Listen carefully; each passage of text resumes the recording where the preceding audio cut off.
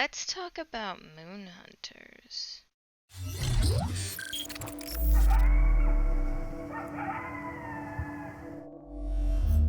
Honestly, this game was like hanging out my Steam wish list forever. I finally snatched it during a Steam holiday sale. I didn't know anything about it other than watching the trailer. So that's what I did. I got it and it sat in my library along with my other games until I finally started to give it a go.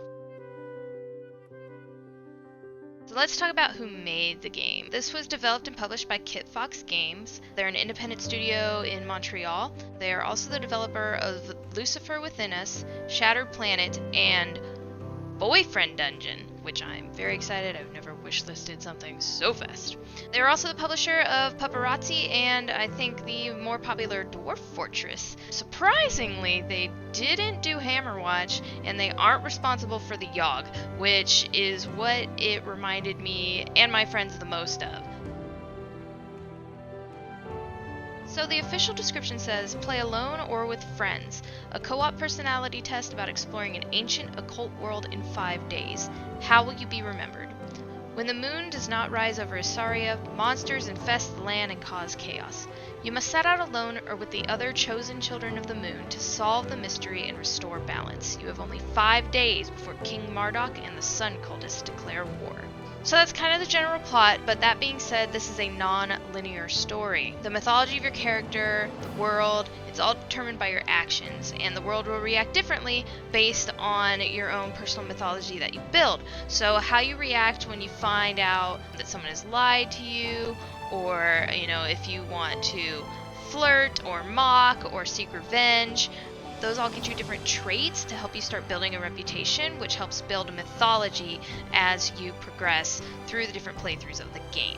All that being said, the game is definitely meant to be played multiple times. It has a lot of replayability because you are not gonna even get anywhere close to unlocking all the goodies on your first playthrough.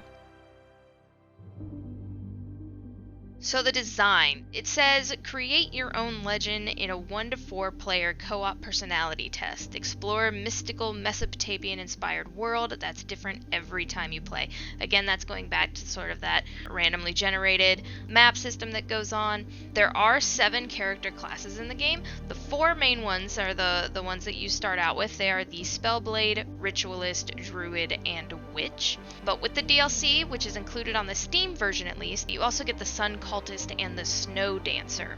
Now, all that being said, none of the official stuff I found mentioned anything about the Songweaver, which is a character we actually unlocked in our co-op playthrough. Now, along with having 7 character classes, there are also different tribes to choose from. These are the Celestin, Dustfolk, High Tribes, Reefwalkers, Silkhood, and Wolf Clan. You start off with 4, and then you gain the other 2 through your playthroughs. So, as mentioned, this is all randomly sort of generated.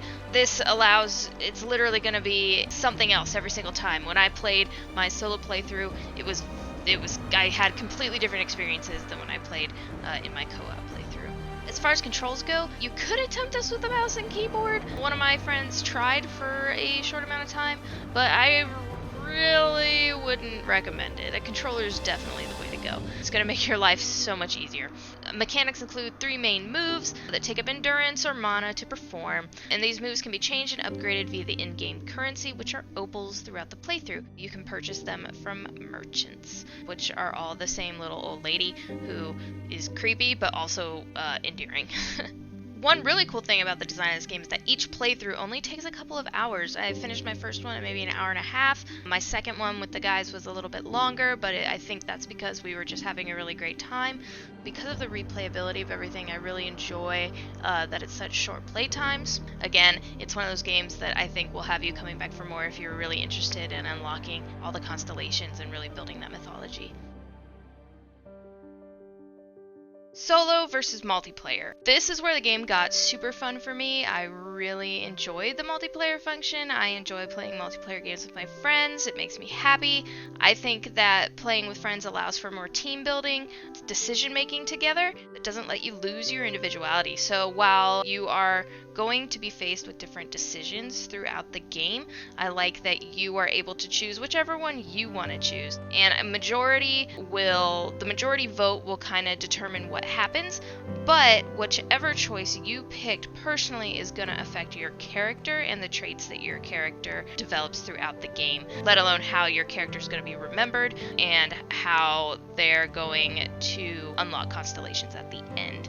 Being as this is a relatively quick playthrough as well, it was easy to just grab a couple of teammates for an evening versus playing a larger game like Borderlands 3 or even BattleBlock, Terraria, or Portal. I feel like those games can take up a lot of time really quickly. This one is, like I said, just a couple hours at most, so it really lets you just sort of grab a couple people, have a good time, and then move on to something else.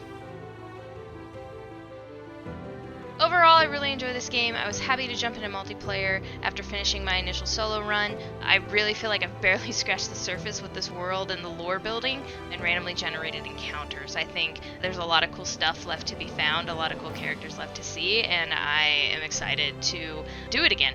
That being said, while I'd love to play it a bit more, I'd really enjoy doing it specifically in the co-op mode. It's just a fun experience with other people to see how your personalities develop based on decisions you make, but it also makes battles a lot more interesting, or sometimes even easy in my co-op run, just because it's based on how you decide to stack your party. I think we got really lucky and we just made a really OP team right off the bat.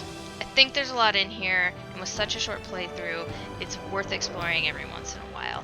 You might be someone who just wants to play it over and over again through a weekend and see how much you can unlock, or maybe it's something just to come back to every once in a while. I'm not sure if KitFox has any plans to further develop this down the road. I think that given the replayability of it, it might be interesting to add one or two things every once in a while, but I really would love to get back in there and take a look at this and see how many different endings, how many different constellations, how many different character traits, and even characters I can run into. This is exciting and I should give it a try. I'm really curious what you guys think of Moon Hunters. Have you played it? Have you been putting it off? Have you not played it? What troubles have you had? What cool encounters have you come into? What have you unlocked? Tell me all about it. Is there anything in any of our playthroughs, if you go back and watch them, let me know if there's stuff we missed that was right in front of us. I think there's a lot of cool stuff, and like I said, you know, being able to really build your personality into these characters can lead to some really cool outcomes. So let me know what you think, and I'll see you in the next game.